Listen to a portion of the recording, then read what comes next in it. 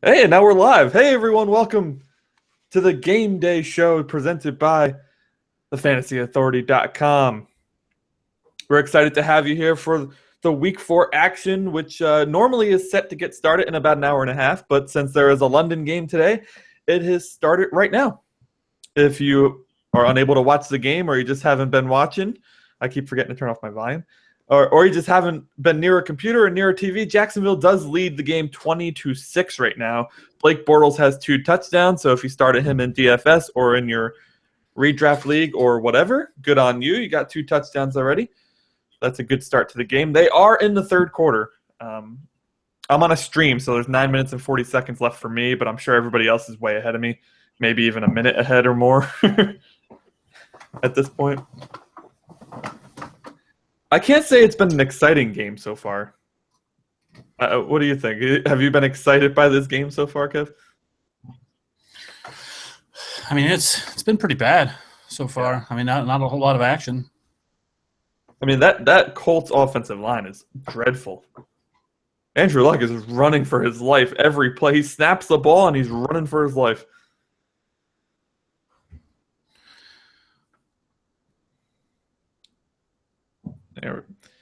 Oh, man.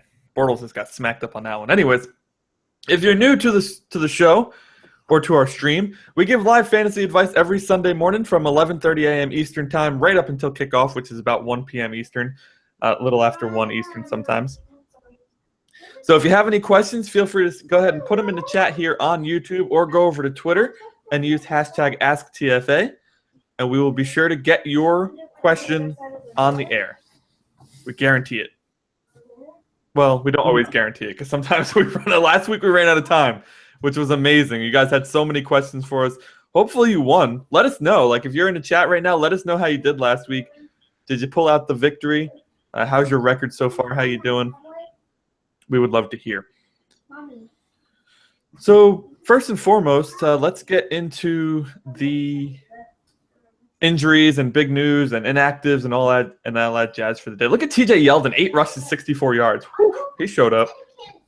It's about time. Yeah, man. He's running pretty hard. Chris Ivory, I believe, is in the game. He's been getting most of the goal line work, but TJ Yeldon doing a good job running the ball. So Eric Decker injury, man. I feel like we didn't get a chance to talk about this Tuesday, I don't think, because I think it happened after the fact maybe. How about that? I mean, when they asked Todd Bowles if he could be back. Kev's got some stuff going on over there.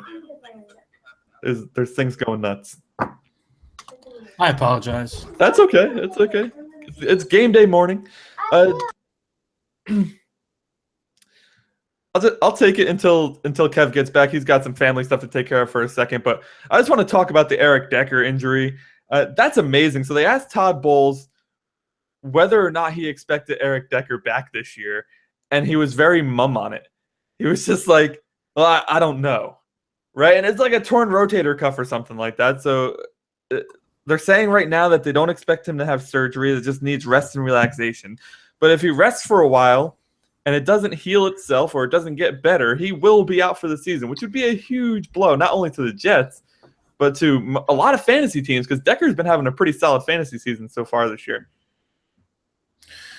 Yeah, and I mean, from what I read this morning on him is that he doesn't think it'll be 100% at all the rest of the year. So I guess it's going to be more pain tolerance than anything. So if that's the case, torn rotator cuff, I mean, that's obviously an issue for a wide receiver that uses their arms a lot.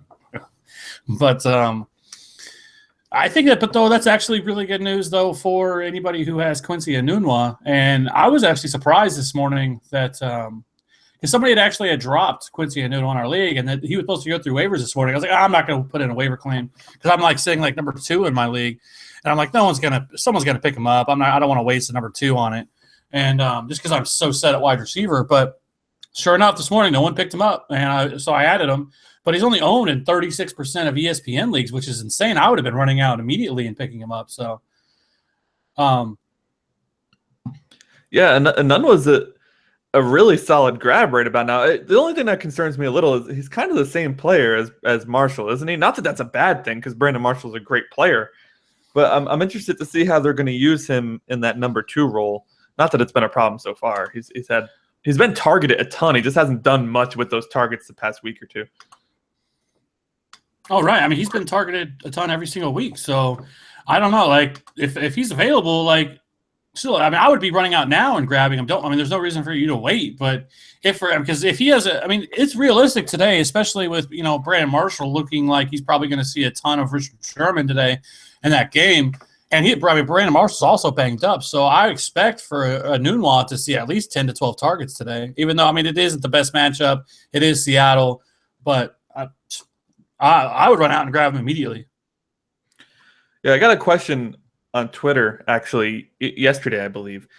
If Decker's out for a while, would you rather have a Nunwa or Pryor rest of season? Now, I went with a Nunwa, but I said it's pretty close. And I think if you sit back and look at it, it probably is pretty close because right now, Pryor is the only weapon that Browns team has. They're expected to cut Josh Gordon after he admitted himself to rehab, which is another story that I guess we can get into. It doesn't look like he'll be playing football this season, at least, right now it doesn't look like he's going to play at all this season. I guess we'll have to look and see. It's an alcohol-related rehab he's going to. But Enunwa is also in a great situation in that if Decker's out for a while, he's the number 2 on a much better offense than what Pryor is on. Yeah, I don't think so. If you've paid attention at all to Cleveland so far this year, their offense has basically been like it's been a bunch of trick plays, and I think the NFL defenses are going to catch up to that and what Hugh Jackson can do. I do like Terrelle Pryor. He's an amazing athlete. Coming into college, he was like the number 1 prospect or recruit in the country. Extremely athletic, 6'5", runs a 4.3 40. So, I don't think anybody saw the kind of production that he had last week against your Fins. But I think for season long, though, if all things equal, I think you would have to leave Terrelle Pryor or because he is the number 1 in the offense. However, I could make an easy case for Enunwa as well because Corey Coleman should be back here in the next couple of weeks. And I think once he does, I think he takes back over as the number 1 option because I do think he's – I think he's a better player than Terrelle Pryor is. So I don't feel great about it. And how long is Cody Kessler going to stay healthy? Their offensive line is so bad. They've already ruined 2 quarterbacks so far. And so with a rookie quarterback, hell, we could see Terrelle Pryor playing quarterback before the end of the year's over with. So, and we did Thursday, right? Or yeah, that's last Sunday. Sorry. They've used him all over the field. They used him as a runner, as a running back. They used him as a quarterback, a wide receiver. So I don't know, but no, now I think about it more. I guess I'm hedging myself. So I would go a Enunwa season long. You know what it is? And I hate to say this because it's Adam Gase's first year as a head coach. And Hugh Jackson is a seasoned veteran as a coach. But Gase got out-coached by Jackson last week. It wasn't even close. Cleveland shouldn't even have been in that game talent-wise. But he made use of what he had, which was pretty much Terrelle Pryor. He knew he only had Terrelle Pryor. The guy had almost 200 yards of total offense. It was ridiculous. Hugh Jackson if the Browns don't give Hugh Jackson enough time to turn this thing around, it's just Cleveland being Cleveland. This guy is such a good coach. And I think he goes underrated so often. Absolutely. That's why I said in the offseason or before the season started that I actually was intrigued by Cleveland's offense because I think Hugh Jackson is one of the most underrated coaches in the league with getting the most out of the talent around him. If you look at the team that they currently have constructed, and it doesn't before the season started, we were pretty excited about it. Now, obviously, they have the injuries, Josh Gordon and Corey Coleman breaking his hand in practice, so it kind of limited that. But even still last week, they were still able to they were really close to knocking off the Dolphins. Very close. Now, I don't know how much of an accomplishment that would have been at this point because the Dolphins look awful. Gase needs to do something to get that turned around, but the players need to do something too. The players are just bad. But we were talking in the Twitter chat on Thursday, that play calling at certain times, draw play on 3rd and 6. It's like, what on earth are you doing? So, like to see them turn it around. But moving on. We have plenty of other injuries to talk about here. We have some questions coming in. Andrew Hankins joining us again. Thanks for joining us, AJ. It is his birthday today, too, so happy birthday, man. Hope you have a good one. Jamaal Charles should make his season debut today. I am still starting Ware. So I have a league where I do have Charles and Ware. I'm still starting Ware. Would that be your advice to people at this point? If you held both, yes, I think you start Spencer Ware.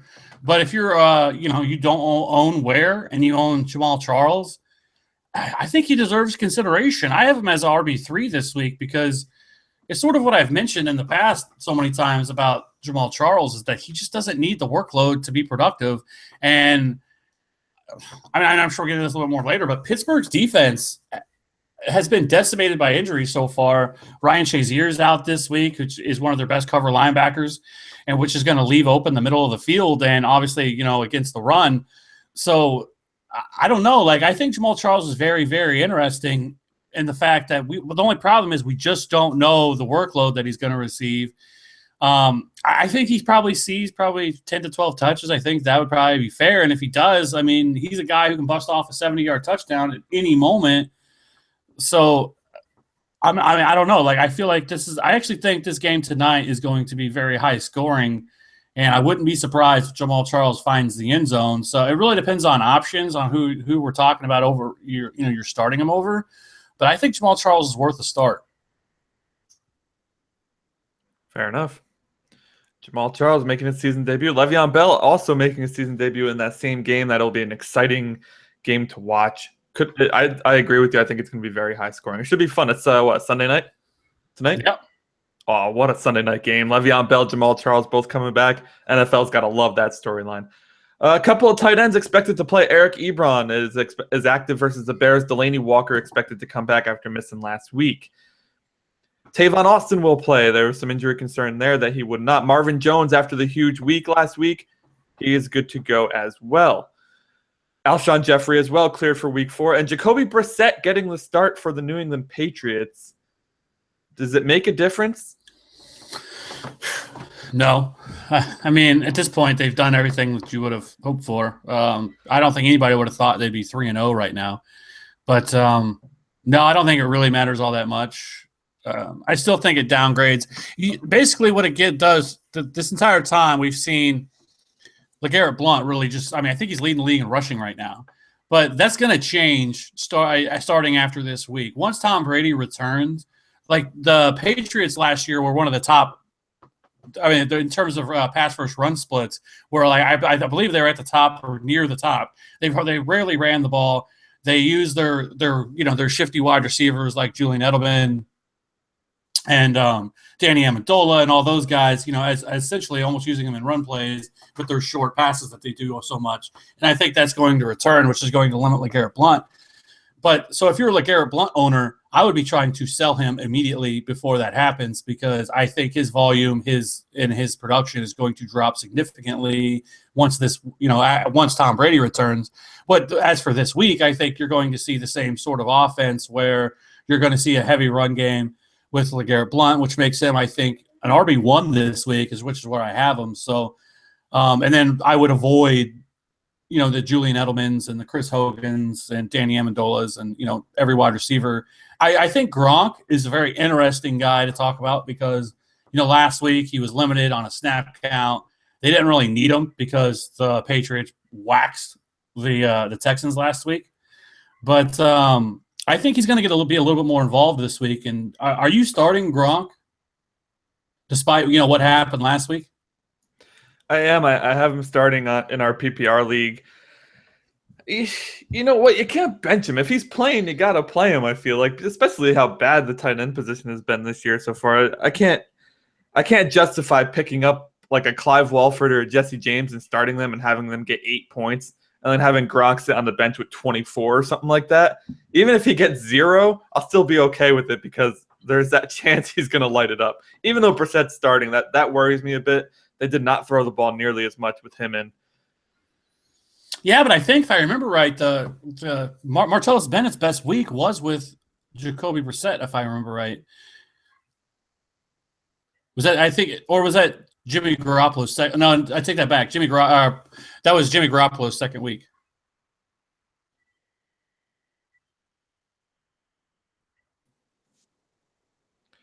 Sorry about that. I got kicked off for a second. I'm just not going to use the keyboard because I told you this morning I spilt the coffee on the keyboard. Now the keyboard is on the fritz. drives that really pisses me. That's an $80 keyboard. It's probably dead now. So that just doesn't piss me off right there. Keyboard is out of its mind. Yeah, you're right though. Bennett had a good game with Garoppolo in, which I was kind of hoping that Garoppolo would play this week. Their passing offense was much more powerful with him, and with Brissett, they just kind of played it. They just kind of played it careful. Ran the ball with Blunt a lot, which I love Blunt this week. I've been telling anybody who's asked to start Blunt, I think he's a great fantasy option. He has 20+ carries every week this season. I don't know if any other back has that off the top of my head. Lamar Miller. Yeah, so two running backs have 20+ carries each week, and Blunt is one of them. But he still gets no respect around the fantasy community at this point. But as of next week, he probably won't need to because Brady's back. Brady is back. All right. How many other injury things do we have here? Brissett getting to start. We talked about that. Des Bryant not expected to play versus the 49ers. That's, I believe, Rappaport came out with that this morning. I haven't seen an official word whether or not he's going to play yet. Another mix-up in Baltimore with the running back situation. Our boy Buck Allen looks like he's going to get a shot. He's not starting. Terrence West is getting the start. But Buck Allen is active, and Justin Forsett is not active. So if you have Justin Forsett in your lineup, get him out. He is not active this week. Not expected to be active. That's the report coming out of Baltimore right now. How crazy is that, man? So Buck Allen finally getting a chance, but Forsett is inactive. Why do they only keep 2 running backs? I don't know, but I mean, it doesn't make any sense to me that Justin Forsett or Terrence West have been getting the lion's share of the work because neither one of them have been effective. One has a 3.6, the other one has a 3.2 yard per carry average on the ground. And Justin Forsett, who's been being utilized within the passing game, has not been effective either. So I don't know why it's taken him this long to get Buck Allen back into the mix.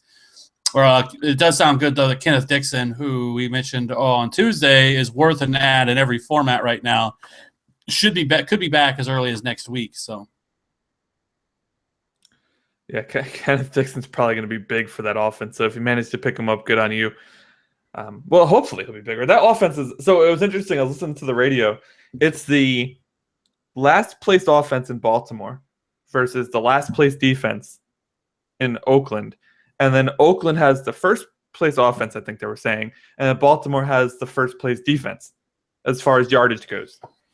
So this should be, I guess we'll finally see which one's the pretender and which one's legit in this game, right? I mean, you got first versus worst in 2 different scenarios in the same game. Yeah, I mean, we talk about the Raiders versus the Baltimore game. I mean, so far, as far as the Raiders go, the Ravens have allowed the 5th fewest passing yards at 188.3 per game. But I mean, David Carr has looked pretty damn good so far this season as he's QB 10 and has scored 0.44 fantasy points per dropback, which is 15th among quarterbacks. But the Ravens' pass defense isn't the matchup that it was, at the end or at the beginning of last season. They have really excelled so far in this. Really dating back to week 10 last year, where they have not allowed a quarterback. They have not allowed anything higher than a QB 17, and that goes all the way back to week 10 last year. So, I mean, that's pretty impressive. And so far this year, they've held Tyrod Taylor to QB 31, McCown to QB 23, and Blake Bortles to QB 22. So, and it's also, I mean, the Ravens rank number 3 in passing yards allowed per game, 2nd in interceptions, 7th in sacks, and 8th in passer rating. So, this is going to be a really interesting matchup and I would not be surprised if David Carr ultimately struggles and the entire offense, especially it's a little bit of narrative, but the Raiders last week, traveled to Tennessee and then flew home, and now they're flying all the way across the country to Baltimore, which, a little bit of concern there. So in that game, I don't know. I don't know if I would, outside of Amari Cooper and maybe Michael Crabtree. And I think you start Michael Crabtree, but I don't know. I would be very, very nervous and hesitant to play anybody outside of that. Like Latavius Murray, it's going to be tough for them because the Ravens are also really great against the run as well. So I don't know. I think that's going to be an interesting game.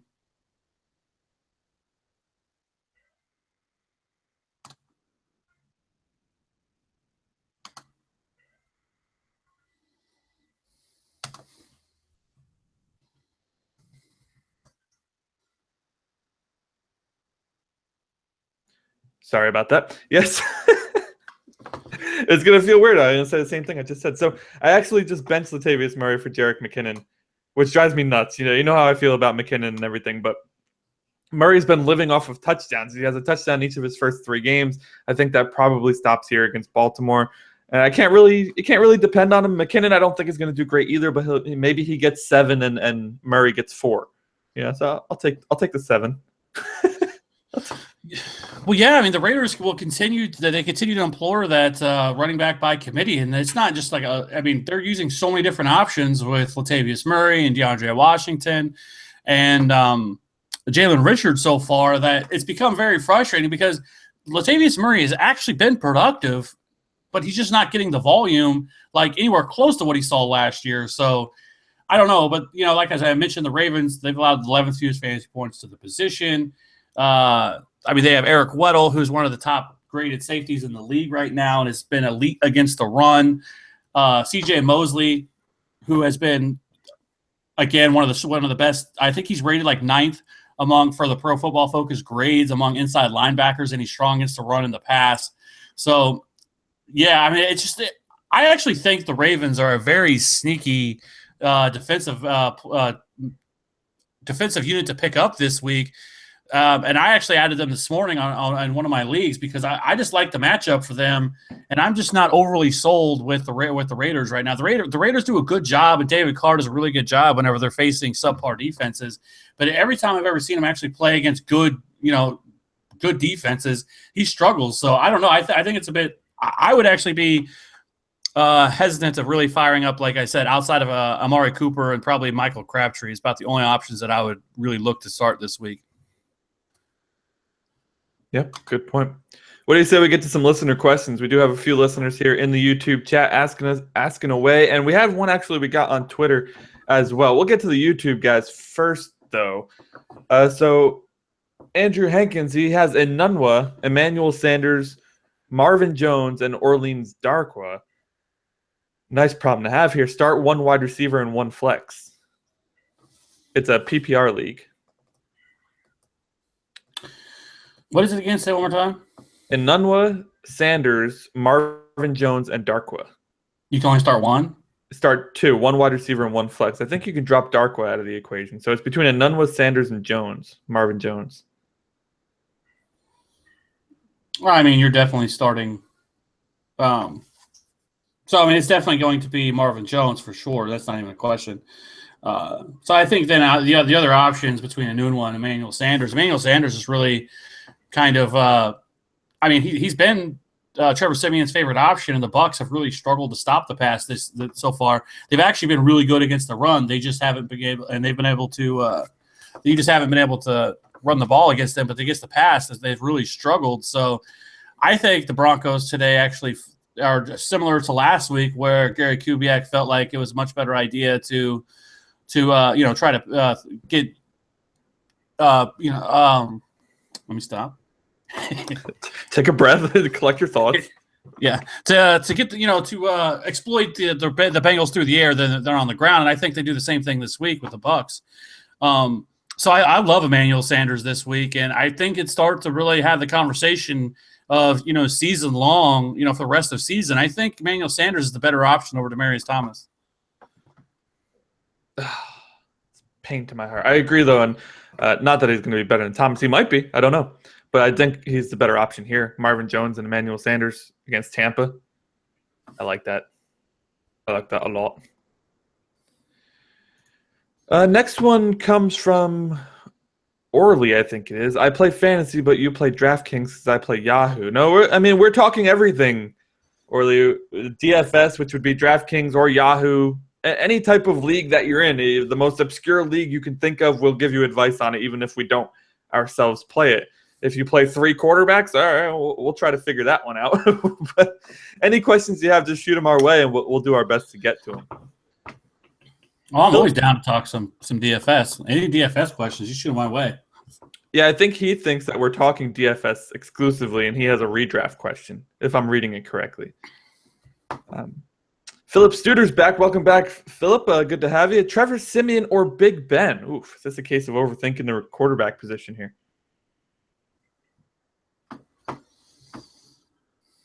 Oh yeah, definitely Big Ben. I mean, Right. I like what I saw last week from Simeon, 300 yards and 4 touchdowns, and like I mentioned, that you can really beat the Bucs through the air, but it's got to be Big Ben going up against Kansas City in Pittsburgh. I know people are going to be concerned with Big Ben and the offense as a general because of how bad they looked last week against Philly, but the Chiefs' defense, the last 2 weeks has really kind of been. They've played the Texans and then they played the Jets, which Ryan Fitzpatrick was awful, right? But the Big Ben is not Ryan Fitzpatrick, and he's damn sure not Brock Osweiler. So that offense is going to, I think, they get back in gear this week. And like we mentioned, I think it's going to be a shootout. So all Big Ben. I agree. It's Big Ben. As much as I would love to say, hey, go ahead, start Trevor Siemian, we just don't know that he's there yet. It was an impressive game last week against Cincinnati. On the road, mind you, but this is back-to-back road games now. We'll see how he performs. I got to say, if he continues to perform at that level, it would definitely be a solid waiver option.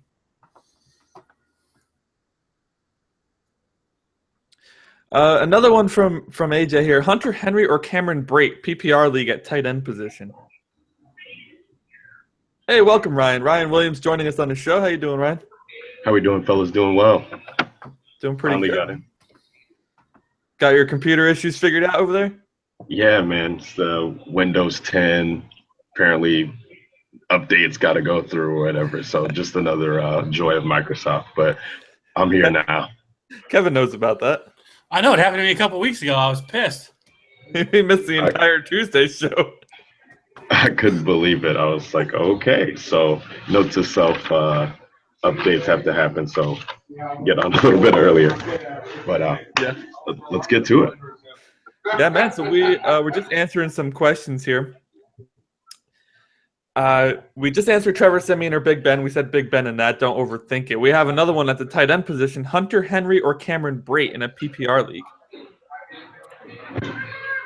Oh man. I would probably lean Hunter Henry.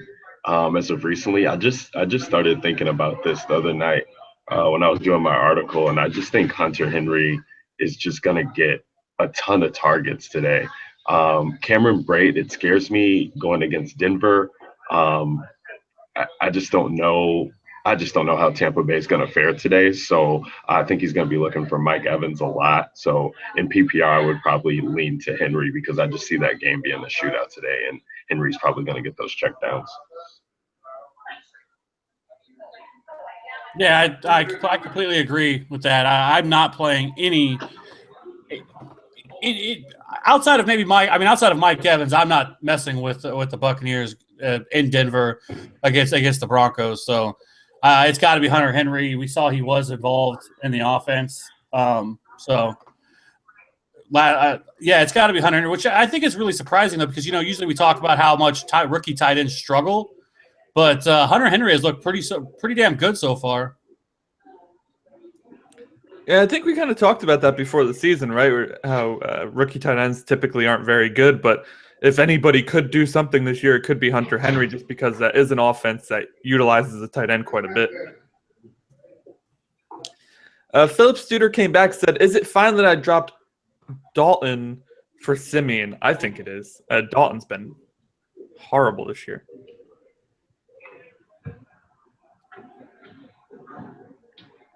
What do you guys think? Wait, say that again, Anthony. I'm sorry. Philip Studer, we answered his quarterback question before. He says, is it fine that I dropped Dalton for Siemian? Yeah, I think it's fine for right now. Dalton has a pretty rough schedule coming up, if I'm not mistaken. And we've seen, like, just thinking about the Thursday game that just happened against the Dolphins, like obviously AJ Green had a monster game, but you see with Dalton that, like, I just don't think you're going to get those, like, 3 touchdown games out of him, that often. I think that, their offense is just pretty meh to me. And we've seen what Simeon's upside can be just last week when he has the weapons around him to throw to. So I think it would be okay for now. I really never like playing Dalton in fantasy, to be honest. So yeah, I'm curious on your thoughts, Kev. I probably wouldn't have dropped Andy Dalton for Trevor Siemian.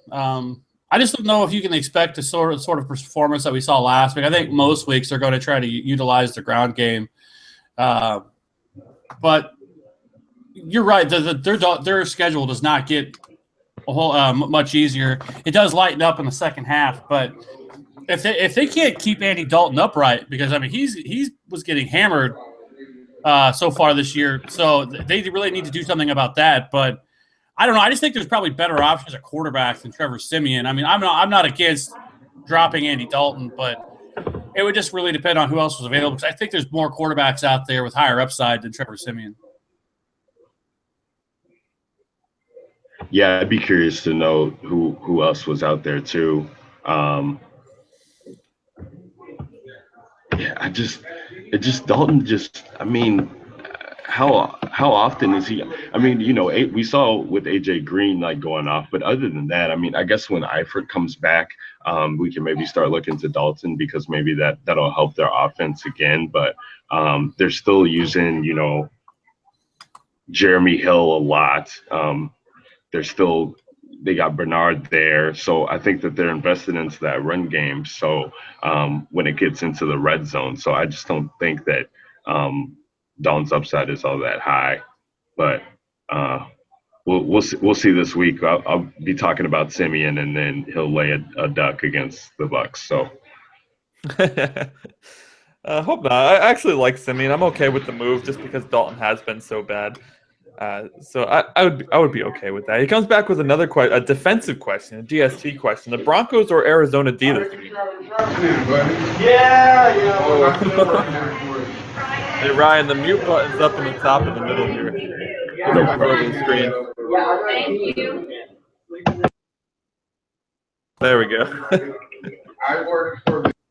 Oh, there we go. So Ryan's having a party. We're good. We're good.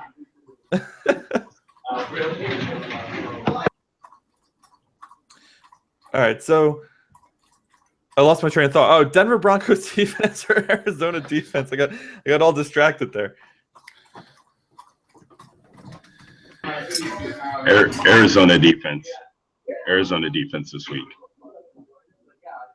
Yeah, I totally agree. I would definitely go Arizona, especially playing the Rams. I actually like Arizona as a whole, just to get back on track. They have not been the team that we even expected to be whenever the season started. Carson Palmer struggled. Outside of Larry Fitzgerald, John Brown and Michael Floyd have both struggled to really get going. So outside of David Johnson, they've really struggled as a whole, as an entire unit. But on the defensive side of the ball, I'll take that all day going up against the Rams.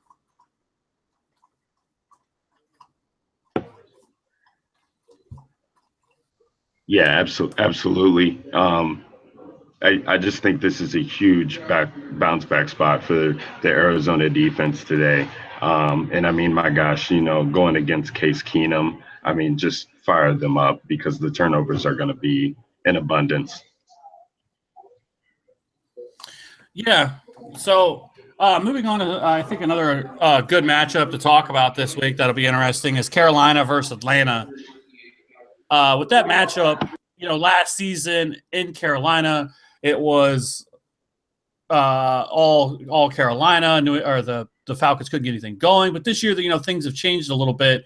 However, one thing that hasn't changed has been how bad the Falcons defense is and how good the Carolina's defenses look. But so far, the Falcons defense has been utterly awful so far. I mean, they've allowed the second most points to opposing quarterbacks. They've allowed the most passing touchdowns with 10 and the sixth most passing yards so far. They've also given up the QB5 week to Jameis Winston, QB3 to David Carr, and QB5 to Drew Brees. So, I mean, the Falcons have struggled to get any sort of pass rush going. They're second to last in the league with only 3 sacks. So, I mean, it's all Cam Newton today. I know we don't talk a whole lot of DFS, but where do you see Cam Newton today? Is he a GPP guy, or is he somebody that you would lean more towards in cash games? Yeah, I was going through my lineups today and getting them set, and I really liked Olsen at the beginning of the week, and just started thinking about it more, and it seems like this happens every week where I'm putting together these lineups and Cam's sitting there, as the high-priced quarterback, and I always think, well, it's Cam, he's going to have the ownership, and then you get into these contests, and then you see that his ownership is like usually under that 10% mark. And I just think that when you're looking at the Panthers running game, I mean, it's abysmal right now without Jonathan Stewart. So, he's got the ability to run in those touchdowns. And we just saw what Drew Brees did to this Atlanta defense. He absolutely carved them up, and the Panthers are going to want to do the same thing. So it's a divisional matchup for him, and Cam usually plays up in these games. So I love him for DFS. I just made a Millie lineup with Cam, Ginn, and Olsen just to be different. I chose Ginn instead of Benjamin, so hope that works out. That is contrarian there, Ted Ginn. But he's the ultimate boomer bust, and then you're going against Falcons defense, who has been terrible. I mean, they've been terrible in all facets so far this season. They give up the fourth most points to opposing running backs. So far, Cameron Artis-Payne, last week, he logged 13 touches for 39% of the snaps, while Fozzie Whitaker handled 10 touches and had the most passing game work, which on 44 and played on 44% of the downs. So I still think this committee is going to continue this week, but I think that Whitaker is a decent PPR flex option. And in standard formats, I think Artis-Payne is very undervalued right now. So I think both are worth consideration in determining the who I would go with, because right now the Falcons have yielded 41 carries, 230 yards, and 2 touchdowns to the Raiders and Saints backs in weeks 2 and 3. So, and they've also, it's worth mentioning, they've also surrendered a league high 28 receptions to running backs, which really makes things very interesting for Fozzie Whitaker. So, I love the Panthers as a whole. Basically, fire them all up. Whoever you got, probably outside of Devin Funchess, fire them all up.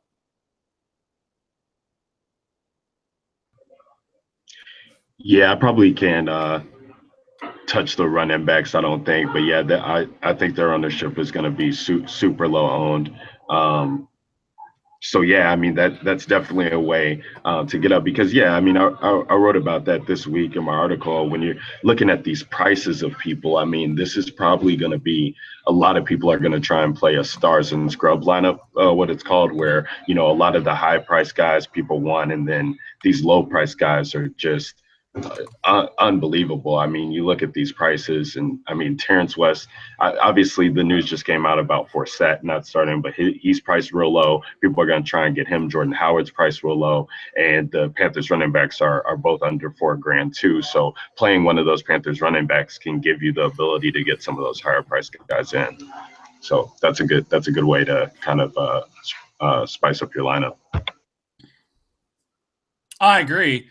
And then jumping over to the other side for the Falcons, obviously it's not the best matchup for the Falcons, but I think it's interesting because when you look at the raw numbers, it looks as the Panthers have certainly been strong so far on the defensive side of the ball, but they haven't really played anybody yet to this point to really to judge that, because I think so far they've basically played the Broncos, 49ers, and Vikings, which I'm sorry, none of those teams really, outside of I guess what you saw from the Broncos last week, but outside of that, they haven't really played in an elite level offense yet or anything even close to that. So it's hard to really judge them. But I think this is going to be their biggest challenge so far. This game is in Atlanta, which Atlanta obviously fares very well. But so far, this, once Josh Norman left, we didn't really know what to expect. So when you look at their secondary, it's Ben Wickery, or regardless, I can't pronounce that dude's name, but 15th overall graded corner on Pro Football Focus. But I think that Julio Jones is going to be lined up heavily against a rookie corner and James Bradbury, which could really, last week, Julio Jones was awful for everybody. It was terrible. But I actually think he could be a very, very sneaky play this week in season long, you're obviously fire him up, but in a DFS format, I think he could be run a guy. Despite his large price tag, I think most people will avoid him and could end up being a really great play. Yeah, you hit it on the head. I mean, the guys that the Panthers are rolling out in the secondary is just awful. And I think last week with people being disappointed, I mean, we saw Julio. He was really nursing his injury over there, so he's definitely going to be in a prime bounce back spot here, and nobody's going to want to pay up on that price tag for him. I think he's 9,200, maybe 94 on DraftKings. So he's definitely in a prime position here. And I kind of, this game could kind of be, one of those sneaky shootouts. I think the Vegas over under had it at like 49 when I checked, or opened at like 50. So, and those are always fun things to watch, because when I saw this game initially, I didn't really think about it having that type of potential at all. But with them just coming off of that big game against the Saints, and then I think people are expecting Cam to blow up. So that's going to force Matt Ryan to throw. And obviously, I mean, fire up Julio in that scenario, because he's going to get the ball. Just want a little update on this Colts-Jaguars game. Colts are threatening here. Looks like they may even score. I know I'm probably a little behind because I'm on the stream, but I just got to vent a little about football players who don't know how to play football, really. Philip Dorsett, or Andrew Luck is scrambling, and he's 5 yards downfield already, and Philip Dorsett is running and looking for a pass and clapping his hand. Dude, he's past the line of scrimmage by like 5 yards. Block or something. Like, no way. God damn, Philip Dorsett. I'm going to smack you upside your head right now. How do these guys make it to the NFL and not know basic NFL rules? I just don't get it. Oh, man. All right, sorry. DFS for Panthers. And who the heck are the Panthers playing? You guys were just talking about it. Really? Yeah. The Falcons. That's right. The Falcons are. Dude, I got no brain. It's gone. It's gone. Hey, I mean, when you got you had to vent on Philip Dorsett, so that put your head elsewhere. My head was 100% on Philip Dorsett. I just couldn't take it. Couldn't watch it and just not say anything. Okay, so if you guys needed some DFS advice there, that was some good info, guys, because I'm terrible at DFS myself. I'm a more of a season-long guy, so it's good to get the info from you fellas there on the Panthers Falcons DFS stuff. But while you were doing that, a ton of questions rolling in here on the YouTube chat. So let's get back to those for just a sec, and then we'll maybe tackle another game of DFS for these guys. Philip Studer did come back and said the other quarterbacks available were Dalton, Jimmy Garoppolo, Fitzpatrick, and Trevor Siemian. We do have a kicker question, Stephen Hoshker or Josh Brown from A Machine. Then he compliments us below, so I can't really kill him too much because he says that he thinks we're the best fantasy football predictors out there. Thank you. It's all me. I'd give Kev all the info he uses on these podcasts, by the way. Oh, yeah, all of it. Philip Studer comes back with another question. He says, Jimmy Graham or Gary Barnidge? He says he asked the question a couple weeks ago, wants to see if our opinion differs now. Wait, did we answer the Stephen Hauschka or Josh Brown? Oh, right. I'm sorry. Stephen Hauschka or Josh Brown. I'm sorry. Yeah. I don't know. I guess let me look. Wasn't Josh Brown suspended? Was that just one game? Yeah, just one game. First game. Yeah. So, and Hauschka's – who the hell's Hauschka kicking for now? Really? Still Seattle. Okay. You know that. Dude, I don't pay any attention to kickers at all. It's bad. Go ahead, Kev. No, I was going to say Hauschka. I mean, he's always like a top 5 guy anyway, so. Yeah, I think I'd have to go Hauschka too.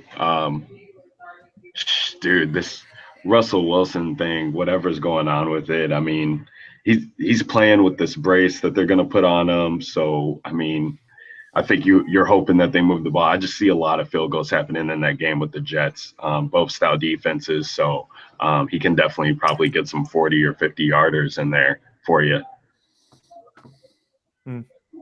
Yeah, I agree. I like Hauschka. Are we going to go any further on the kicker talk, though? Are we good? You guys, I mean, has anybody looked into the weather conditions? At that Seattle game, is it going to be the wind conditions? Is it blowing left or right, or is it in the Meadowlands? Because I could tell you. I'll just look outside. Yeah, yeah, a little overcast. There's no wind really to speak of. A little wet, but other than that, I think we're good to go. I think we're okay. Yeah, seems okay. That's weather predictor Anthony Penzone for all you folks out there. It's right outside. It's good to go. Chester yelling at me. Seahawks. All right, we got to figure it out. These guys, they reminded me. Don't kill the host. I'm sorry. So, all right. Chester does have a question himself. Alshon Jeffrey or Travis Benjamin? This is for his flex position. Oh, man.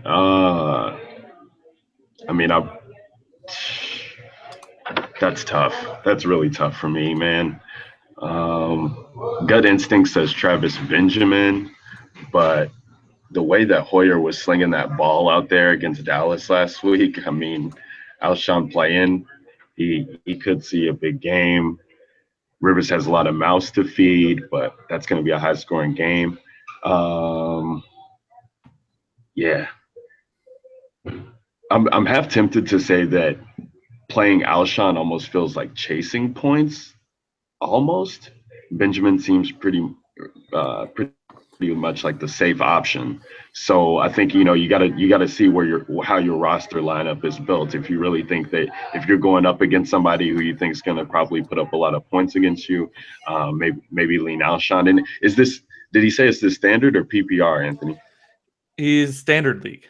Standard league. Mm-hmm. So yeah, I mean, I'd probably put Alshon in there then if it's standard. Well, I think he has. It says in there, my wide receiver 1 is Antonio Brown. Wide receiver 2 is Marvin Jones.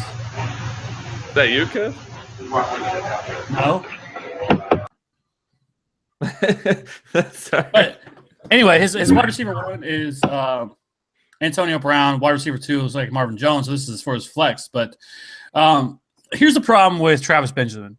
I think he's going to be – my opinion hasn't really changed on him since the offseason, as I think he's going to be very boom or bust. Now, yes, he's going against the Saints, which is obviously a fantastic matchup, but it's also a really, really, really good matchup for the Bears as well. The Lions have been terrible stopping the pass this year. Their entire defense has not been any good. I don't know. I've not checked in minutes, but I believe Ziggy Ansah is out this week. If he is, that's a big problem. I think this is another one of those high-scoring affairs, and I'm starting Alshon Jeffrey. There's no way I'm sitting him in favor of Travis Benjamin. I get the matchup concerns, but he's going to see some Darius Slay. But Darius Slay has struggled a little bit so far this year. He's not been the lockdown corner that we've expected him to be. But on top of that, I don't think he's going to be seeing a ton of Darius Slay. I think Kevin White will see far more of Darius Slay as this year. Kevin White is lined up on the right side 53% of the time. Darius Slay plays on the right 68% of the time. So, and Alshon Jeffrey played on that side only 30%. So I think that's actually more problems for Kevin White than it is for Alshon Jeffrey. But I think this is a week that Alshon Jeffrey gets going. And, I think this is, like I said, I think this could be one of those 38 to 35 affairs. And I'm starting Alshon Jeffrey over Travis Benjamin just because I'm not sure. I actually like Tyrell Williams better than Travis Benjamin this week. Really? That's interesting. I just feel like Tyrell Williams is. I just think Tyrell Williams is. I think you can count on him a little bit more. He's getting either the same or just a slightly less in terms of targets. He's heavily favored in the red zone. So I don't know. Without Antonio Gates, I would prefer actually, like I said, Tyrell Williams. I just feel like Travis Benjamin, he's not an elite route runner. He's not a guy I see on a weekly basis that's going to be seeing 12 to 15 targets. I think that's going to settle out a little bit. And like I said, I think Tyrell Williams, and who also possesses really a home run hitter type of skill set. And obviously, like I mentioned, as the red zone guy, I would much rather have him than a much smaller Travis Benjamin. So I don't know. Like I said, I'm not saying Travis Benjamin is not a good play, but if you're telling me I get Alshon Jeffrey or him, I'm going Alshon.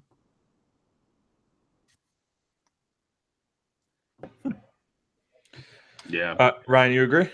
Yeah. And Ziggy Ansah is going to be out, Kev. So is DeAndre Levy, I believe. So Yeah, I mean that game's gonna be just points everywhere. I mean, I got the Steelers hat on, but the Bears are my hometown team, and that game has really a lot of potential to just shoot out. And yeah, I agree with you on the Tyrell Williams thing, man. Tyrell Williams is a freaking stud. He's a freaking huge target for him, so I expect him to be heavily utilized in the red zone and especially going forward. I mean, we've seen this with Travis Benjamin too. He's kind of like Deshaun Jackson almost, where like you're gonna have those big weeks from him, but you never know when they're coming. He's already had one, and then he's kind of like teetered off. So he's just not one of those guys that you can trust. Whereas, like you said, Alshon is a key component of that offense. Big play here by, I think it was Allen Hurns at 88 on the Jaguars. Bortles to Hurns for a nice long touchdown there. Puts Jaguars up 29-20. If you're ahead of me, you can let me know if they made the extra point. John Mayer's been pretty solid for them. Yeah, he nailed it. They nailed it. So 30-20 here, the Jaguars. The Colts were making a comeback, but that's going to put a pretty big dent in that attempt. So Alshon Jeffrey is the choice there, Chester, between Jeffrey and Benjamin. Benjamin, big boomer bust. Jeffrey is the go-to number one. He is the guy to look at. So we are going to get back to your question here, Philip. Jimmy Graham or Gary Barnidge? I think it's pretty clear that it's Graham at this point, but what do you guys have to say on that one? I was really surprised with Jimmy Graham last week. I didn't see that sort of production coming this soon from him. I mean, that was 100 yards and a touchdown last week.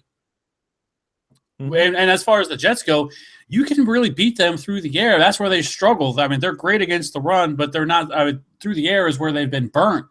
So I would go Jimmy Graham and keep riding that train. I mean, he played on an absurd amount of snaps. I think it was like 97% or something like that. I did not see that sort of him being that involved this soon, coming off that injury.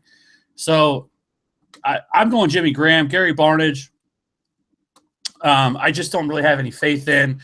With Cody Kessler at quarterback, yes, they looked decent last week, but I'm not expecting that sort of production on a weekly basis. Teams are going to figure out what Hugh Jackson's doing.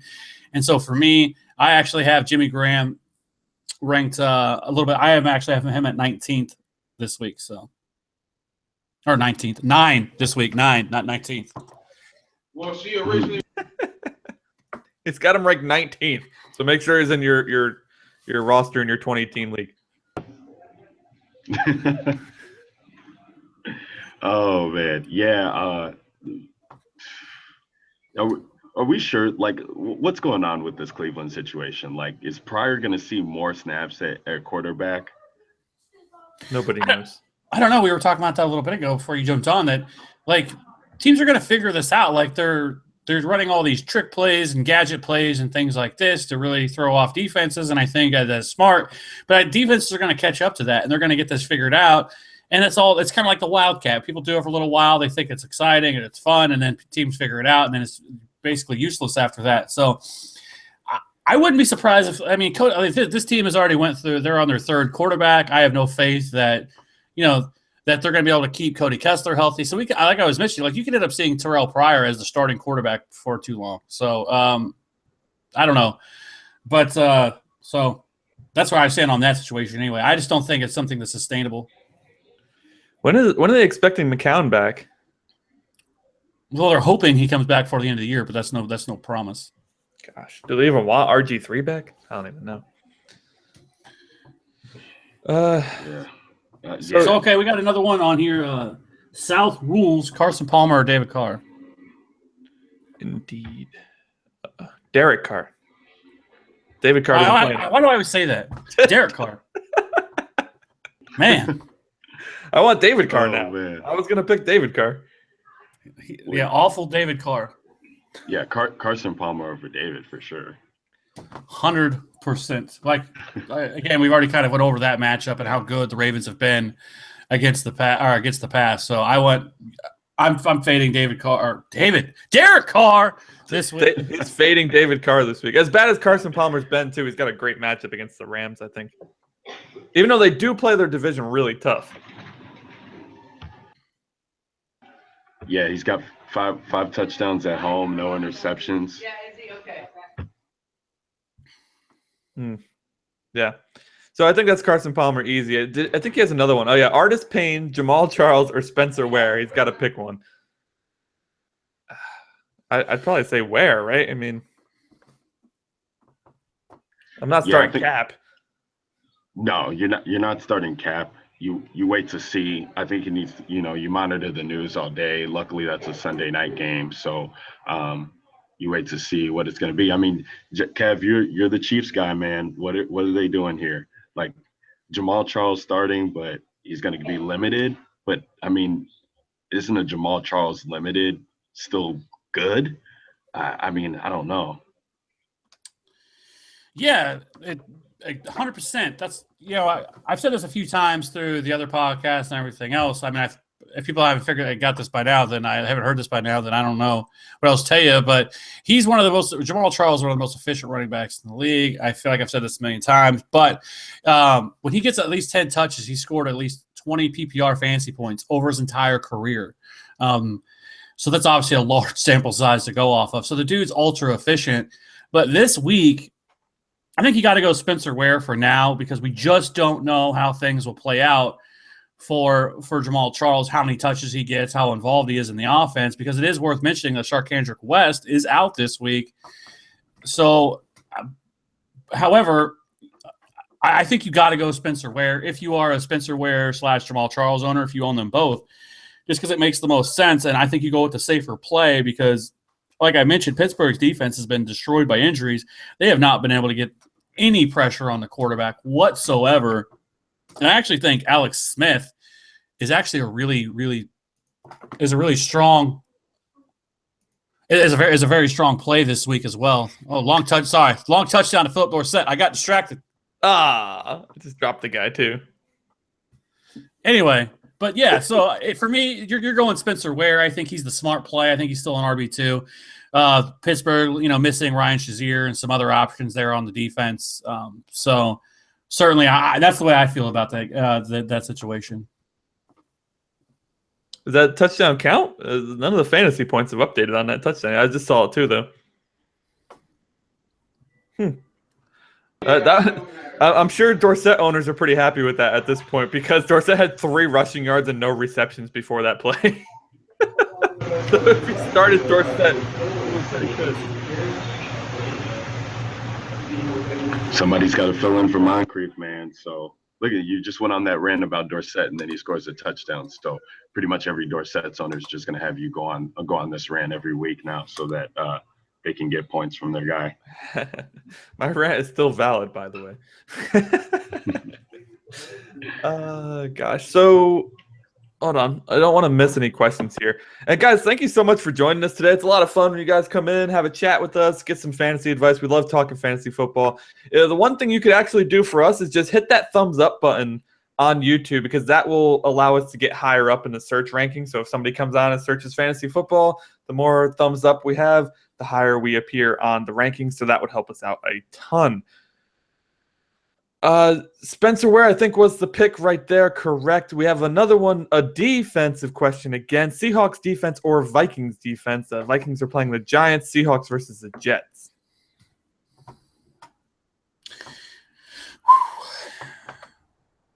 Two elite level defenses. I'd probably go Seattle. Losing Eric Decker. And just how bad Ryan Fitzpatrick's six interceptions last week. Give me all of Seattle. See, I think I'm going to go with Minnesota. I just don't think that Eli travels well. Their running back situation is a mess, and the Vikings defense has just been smothering. I mean, that front seven there is absolutely disgusting. The way they get pressure on the quarterback. I just see nightmares for Eli in this game. And that Seattle Jets game, I mean, yeah, I think it's going to be low scoring. I just don't know. I think the Jets are really going to play it safe against Seattle. I don't think they're going to let Fitzpatrick throw all over the place given his last game. So I would go with more upside there with the Vikings defense Monday night. I think I kind of got to agree with Ryan on this one. I think that Minnesota defense has been too good to bench at this point. How the heck did you manage to get the Seahawks and Vikings defense? That's the question I have. But if you have that embarrassment of riches there, I'm probably going with the Vikings. Eli Manning is a turnover machine, as is Fitzpatrick. That's a fair point. But the Jets do have a running game that they can lean on, whereas the Giants have Orleans Darkwa, which, if you've never heard of them, you're not the only one. So, oh, man. I would probably lean Vikings D in that situation. Non-standard. Mm-hmm. Yep, that's a thing. Standard non-PPR, Delaney Walker or Jimmy Graham? Who has a better chance at a touchdown is really the question, right? Walker or Graham? Delaney. Oh, yeah. Delaney Walker's, by far the best option that Marcus Mariota has in the offense. So, as much as I really do like Jimmy Graham, it's got to be Delaney Walker. He's a borderline top 5 tight end every single week. So, yeah, definitely. And we definitely saw how last week Mariota struggled with him being out of the offense. He just relies on him so much. So even though it is standard, I love Delaney for PPR and even in standard too, because, yeah, when they get in that red zone, it's pretty much he's looking for DeMarco or he's looking for Delaney. So I'd fire up Delaney there. Yeah, I agree. DeMarco and Delaney are that offense. There's really no other pieces. Tajay Sharp and Rashard Matthews and Kendall Wright, they've all been pretty much invisible. I think I saw something that Kendall Wright was actually a healthy scratch this week. So that just speaks to the wide receiver situation there in Tennessee right now. Tien also has another question. He has a PPR league now. Will Fuller or Tajay Sharp? Wait, before we get to that, hold on one second. So, good call out there, Philip. The Colts with a huge stop here. So they just they didn't tie up the game. They are down 30-27 after that huge Dorsett pass. They just had a huge stop on Jacksonville. Jacksonville punting the ball away now. 30-27, 2:41 left to play. This game is getting very exciting. Back to the question, though, from our guy Tien. He joins us every week. Thank you for joining us again. Will Fuller or Tajay Sharp? They were playing against one another. PPR. Yes, a PPR league. I got to go Will Fuller, I think. Tajay Sharp's my boy. I just don't trust Tennessee at all. I don't trust that offense at all. Will Fuller's in a great spot. This Tennessee defense is just giving up a ton of points, and this week will be no different with Osweiler. I mean, he's going to be able to find these guys open. So Will Fuller should be in a nice spot there. Going against Parrish Cox, I believe, who's just absolutely awful. On PFF, I think he's the last rated corner, 104 or something like that. So Will Fuller should see a lot of usage today.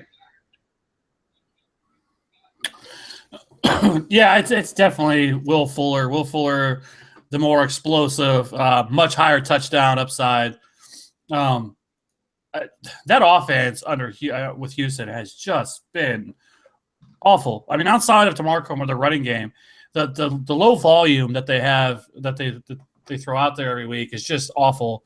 And like Tajay Sharp is like, I feel like desperate. He's okay, especially in a PPR, but there's no way I'm sitting Will Fuller, who I think is a solid wide receiver 3 this week. But I actually like him as a wide receiver 2. So I'm firing up Will Fuller. I believe you meant the Tennessee offense has been terrible. You said Houston, but I'm pretty sure you meant Tennessee. Oh, no. I mean, well, Houston's offense has not been any good either. The last 2 weeks have been dreadful. It hasn't been great, but it certainly hasn't been worse than Tennessee's. But they've scored what, 13 points the last 2 weeks combined total? Something like that. They didn't score any last week. The week before they scored, I think maybe it was 17. 16 maybe? Yeah, 6. Yeah. I think they've had like 16, 25, and 16. Yeah. Oof. Texans I agree. Inspire them up. Yeah, I agree on Will Fuller 100%, though. I think he has 25 targets here as the wide receiver 2 behind DeAndre Hopkins, which it's about middle of the road as far as targets go, but, he scores, which is what you need, and Tajay Sharp hasn't done much of anything. So I like the Fuller sentiment there. Philip comes back. Latavius Murray or Lamar Miller? I just want to say thank you guys so much for the thumbs up, too. We shot from 2 to 8 right after I asked you guys to do that. That's good on you. Thank you so much for that. Latavius Murray or Lamar Miller? I got to go Miller, right? I mean, yeah. He's getting the workload there. You got to go Miller. This Oakland timeshare, whatever that they're doing with Latavius Murray. I mean, Latavius Murray, I'm having a hard time figuring this out if he's really bad or if they're just not giving him the ball. Like it's funny that he's comparing these two players because this situation reminds me of Lamar Miller last year in Miami, where his weeks are getting saved. I feel like by these touchdowns that he's had in 3 straight games. Other than when he's not getting those touchdowns, he's just really not looking even that great at all. But he's only getting 12 carries because they're using this committee backfield out there in Oakland. So you got to go with Miller, the workhorse here in that spot, and wait to see what's going on with Latavius, because if he doesn't get a touchdown again this week, you could be looking at only 4 or 5 points from this guy.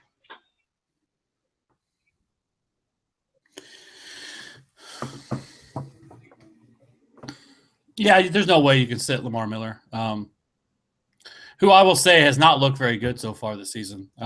If it really wasn't for the volume, I think what is he like running? I think he's like the 18th overall running back right now or something like that. But he's getting an absurd amount of touches every week that's really bringing him a little bit farther back up. But he has not looked all that impressive. And I mean, I haven't been impressed with him one bit. And I've actually felt like he's more of a sell. I've been kind of telling people to sell high on him now while he still has produced, at a decent rate. Obviously, it's hard to turn your nose at the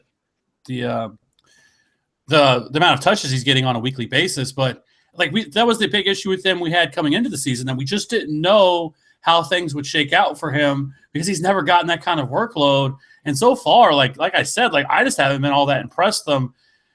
If it wasn't for the volume, I don't think he'd be a guy we'd be talking about as a big bust. So, but until it changes that he's not getting that volume, I think you got to fire him up every week, no matter what. So there's 3 running backs with 70 or more carries at this point in the season. LeGarrette Blount was 75, Lamar Miller was 74, Ezekiel Elliott was 71. Lamar Miller, the only one without a touchdown. Blount has 4, Elliott has 2. Lamar Miller also a big part of the passing game, 11 targets, 10 receptions. So he has 84 touches overall, but no touchdowns. And that's kind of the story of Lamar Miller's life, even when he was down in Miami. So you're really kind of looking for the yardage there. And, you got to understand that that's pretty much what you're going to get out of Miller. You're probably going to get a 9 to 11 point game without a score because that's him. That's what he does. And Tennessee's defense actually pretty good against the run so far this season, giving up the 5th fewest fantasy points to opposing running backs. I'm still going with Lamar Miller, though. And that's downs for the Colts there. Good call out, Philip. Philip, looks like the Jaguars, if they can burn a minute 36, Colts do have 2 timeouts left. If the Jaguars can burn this minute 36, they will have a win over there in London against division foe Colts. So good to see that game get exciting, though. Yeah, so Lamar Miller over Latavius Murray. We do have another question from A Machine. Demaryius Thomas, Larry Fitzgerald, or Sterling Shepard? Those are some big options there. DT, Larry, or Shepard? Yeah. Whew. Gosh. I'm probably sticking with Larry, man. He's God, but DT's facing the Bucks. I'm still probably going with Larry. He's the guy there. Yeah, well, there's interesting stuff that came out about Larry this week. I think it was um, I think it was from Evan Silva, if I'm not mistaken, where the last couple of games that Larry has had against the Rams, he's seen at least seven catches against them. And this is a guy that I wrote this up this week. When he plays the Rams, he torches them. He has 16 career touchdowns against them. That's his highest against any team. So Damn. he for some reason he loves playing against these Rams, man. So yeah, I would definitely fire up Larry in that situation. I really do like Sterling Shepard as well too, just because I think that the Giants are going to be down in that game, and I think they're going to try some bracket coverage on OBJ. So Shepard should see a lot, but I just can't. I'm not going to endorse playing Shepard over Fitzgerald when you have him, and DT too. I think we need to see one more week from him. He obviously, got a lot of late targets there from Simeon in that game, but he was looking for Sanders early on. So I think we need to see one more week how DT's playing in that offense. Go Fitz this week.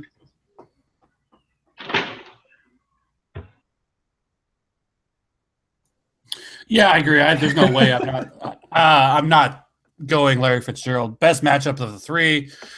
I really, outside of Odell, I would probably steer clear of anybody in that Giants-Vikings game at wide receiver for the Giants, just because we've seen, like you guys mentioned, the Vikings defense has been next level good. And I want no part of that with Sterling Shepard, and as good as he's looked. And then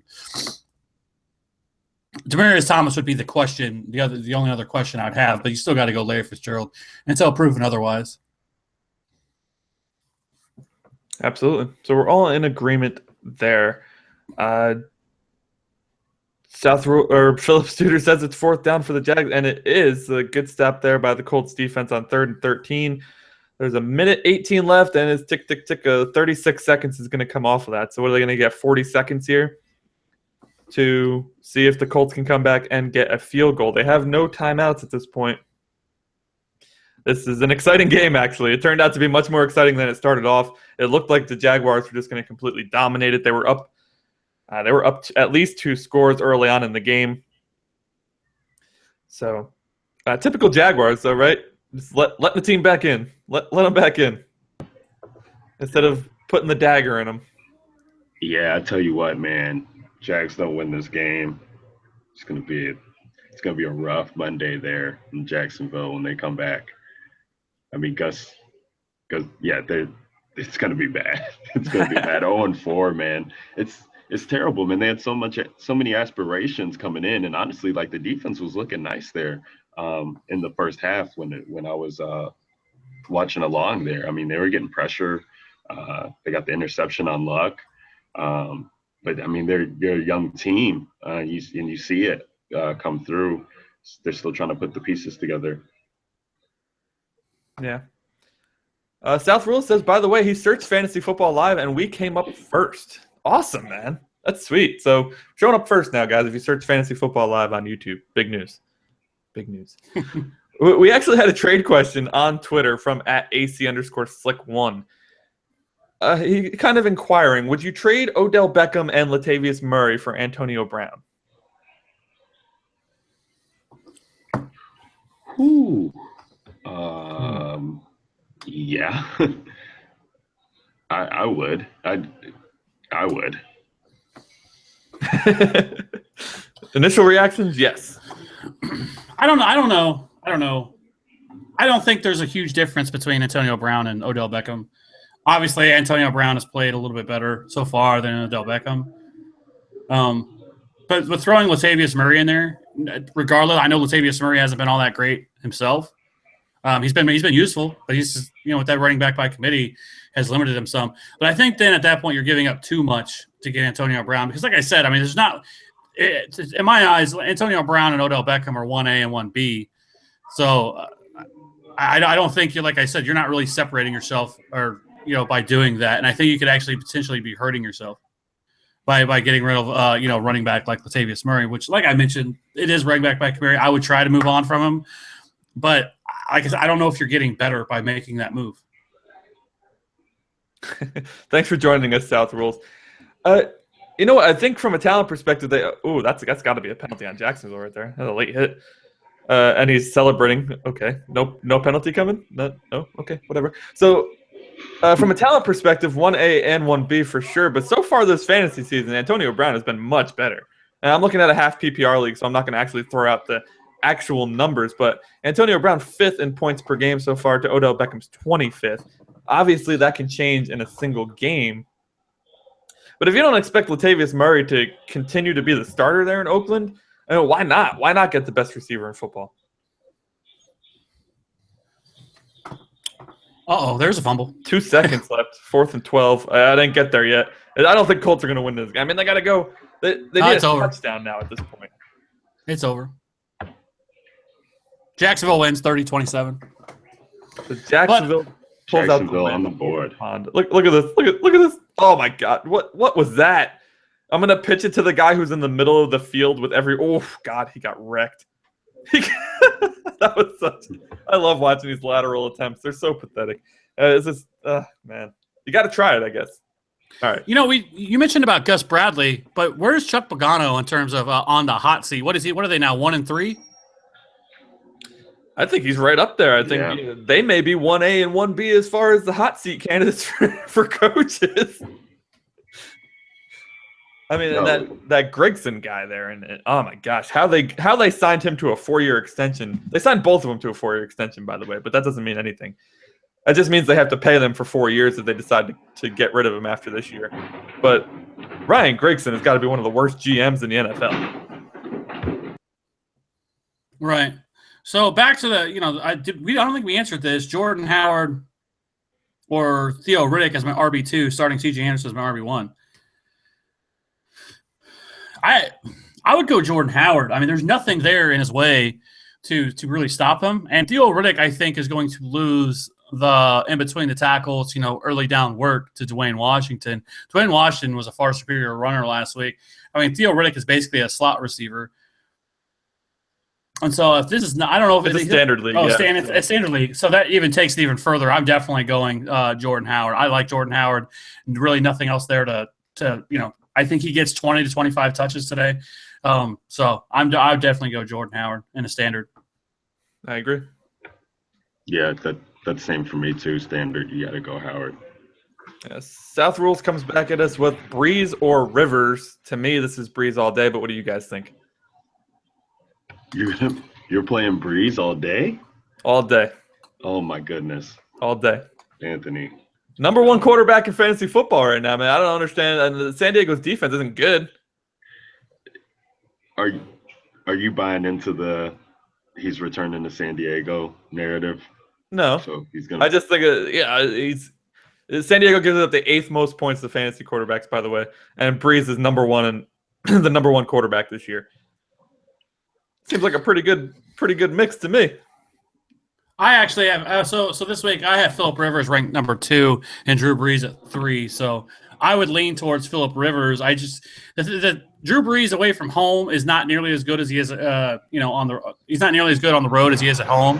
It's not a massive difference, but I think it's enough for me that I'll target Phillip Rivers, and I think who has a much better matchup. So or has the better matchup. I should say that. So it's not. I think this is another really high scoring affair, but.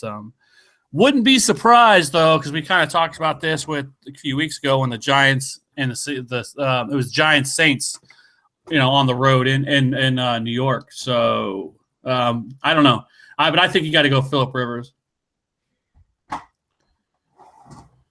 What do you think, Ryan? You can unmute yourself. You had some background noise, so I muted you there. Yeah, I think that I'm really not on Breeze at all. This week, for this reason that Kevin said, it just away from home, I don't like him. really don't think. I just think that this is not going to be good for him. So I'm cautioning all Breeze owners to, see if there's another option. I love Rivers this week. We talked about a lot of his options that he has there. I think he's in a great spot against this defense, with them, traveling over to the West Coast. I would go Rivers. All right, so 2 for Rivers there, 1 for Breeze, South Rule. So that should answer your question. Saints D is hard. It absolutely is, but so is the Chargers. Just for a little insight information, it seems these guys are both really good at home, really bad on the road. In the 2 road games this year, Phillip Rivers has 1 touchdown. That's it. His home game versus Jacksonville, 4 touchdowns. So he scored 16 and 11 in his 2 away games, 31 in his home game. He is home this week. That's a good call. So if you have both of them, I guess you're rolling with Rivers this week. Chester, we stream until 1 p.m. Eastern time, so we have about 8 more minutes to go. We start at 11:30 every single Sunday, guys. This is our game day show. If you are new to the Fantasy Authority podcast or the Fantasy Authority shows, we also stream the recording of our podcast on Tuesday nights. So that one works a little differently because we are actually recording our podcast that we are going to edit and push out to the public on iTunes and Stitcher and all that. So on that podcast, we don't typically answer questions during the show. We will answer them after or beforehand. If you have direct lineup questions or you need advice, you can use hashtag AskTFA on Twitter or join us here on this show. We do this show every single Sunday from 11:30 a.m. Eastern, right up until kickoff, which is about 1 o'clock. Sometimes we go a little over 1:05, something like that. We want to make sure we get all the questions in. Good thing I didn't start Ivory. He had a terrible game. Yes, Philip, that's going to be a situation to watch there with Ivory. We don't know how much he's going to be used in that offense yet. So it's a good one to avoid.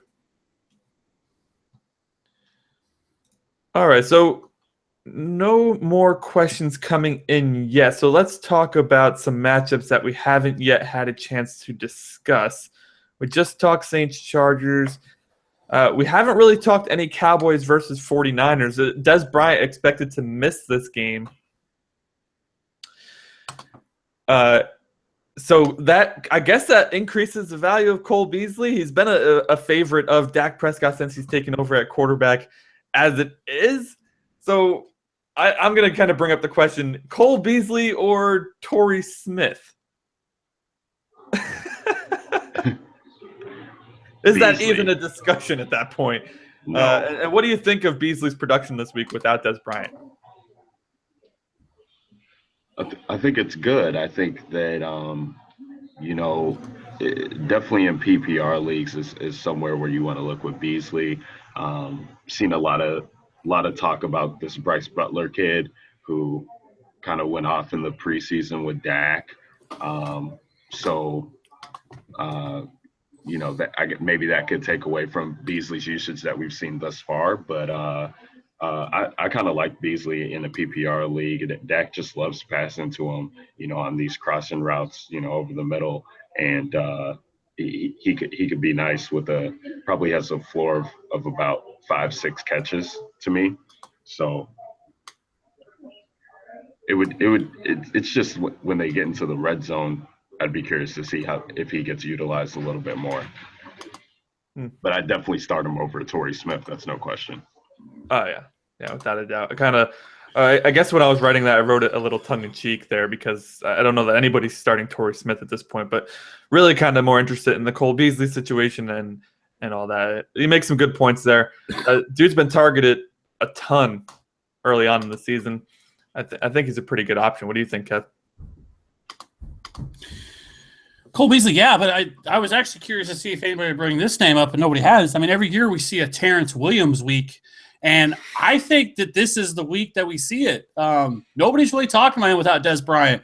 Last year, people we kind of laugh whatever about that, and I guess I get it. But at the same time, last year their quarterbacks were completely awful. Like he was supposed to step up last year, but like we mentioned, I mean they were running out the worst quarterbacks you could imagine, and so this week against a San Francisco defense who has been torched, I think Terrence Williams, especially in terms of if you're looking for touchdowns, Terrence Williams is a wide receiver 3, very borderline wide receiver 3 for me, especially in standard leagues. And I think he's a very sneaky play in DFS because of that. Like, I don't think I think people are kind of overlooking Terrence Williams. And to be honest with you, if I was me, I would pick up Terrence Williams, consider starting him, and even if you don't start him, hope that he goes off and then look to sell him high, because people are going – that's how it works in fantasy football, is that the guy goes off and people immediately run out there to try to grab him. And I honestly think, like, if I had to pick one Cowboy wide receiver this week, whether it was standard or PPR, I'll take Terrence Williams. Terrence Williams. You're going to get on that train again, man? It's like the Devontae Adams situation of a year ago. Hot take alert. Ooh. Although he did have 4 for 88 last week, though, so there is something to that. I just don't like Cole Beasley and his, like I said, like Cole Beasley's been fine. He's great little, he's filling the Wes Welker role of the offense, but he's never scored a touchdown in his career, so it's hard for me to get on board with that. So I don't know, like, I just feel like, especially in a standard league, I'm not messing with Cole Beasley. I wouldn't be surprised if he gets 8, he could get 7 carries for, 60-some yards or something like that, or 7 catches. But I just don't think he has no touchdown upside whatsoever, and I just don't want that on my fantasy roster. I don't want a player who can't score touchdowns. Maybe this is the week he does score a touchdown. Never know. No Dez there in the red zone. See you guys later. Thanks for the advice. Thank you for dropping by, Philip. We got 2 more minutes here, guys, and we do have some questions. TN says, I'm starting Stafford over Manning. Did I make the right move? I think yes, absolutely. Yes. 100%. And then a machine, Lockett or Stills? Stills already played, man. He played on Thursday. You mean rest of season? Oh, then it's definitely Lockett if it's rest of season. I don't know what he means on this. If you're talking about this week and you already had Stills in your lineup, well, he can't be moved around, I don't think, at this point. So you're going with Lockett. You don't have a choice. All right, guys. Any last-minute words before we sign off and get ready for some football? Well, as Ryan over there is wearing that Pittsburgh hat, go Chiefs! Oh, you got quite the rivalry in TFA. We didn't touch on the rivalry there, but yeah, we'll see what happens, Kev.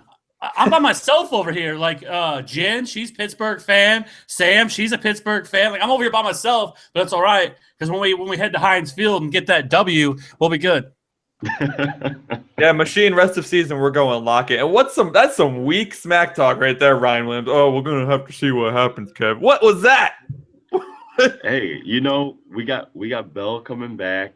I'm trying to just keep it going to let Kev have his little shine right now. The Alex Smith hype is at an all-time high because everybody's looking back to week 1 when they had to play from behind and Alex Smith can be great. Well, yeah, we'll see. It's gonna be lights on and Bell's back with Brown. Hell, Wheaton might even get involved on that secondary. Don't make us laugh now.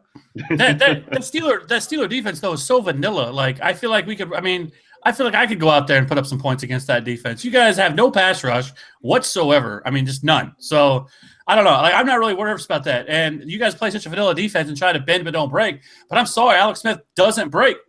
The guy never turns the ball over. So I don't know. I think it's gonna be a long day for you guys. We'll see. The Alex Smith hype. Only on the Fantasy Authority podcast. That's it. It's the only place you're going to get that hype. Absolutely. Oh, God. Oh, man. All right, guys. Thank you so much for joining us today. Philip Studer says, go Broncos. Go Dolphins. Oh, wait. Too late. TN says, thanks, everyone. Best of luck for week 4. Thank you guys so much for joining us. Thank you so much for the thumbs up. Thank you so much for the support. Remember, you can join us on Tuesday night for our wrap-up show and a bit of a preview going into week 5. Had a lot of fun here, guys. Have an awesome day. For Kevin Steele and Ryan Williams, I'm Anthony Pinzone. This has been the Fantasy Authority Game Day. We'll see you next week.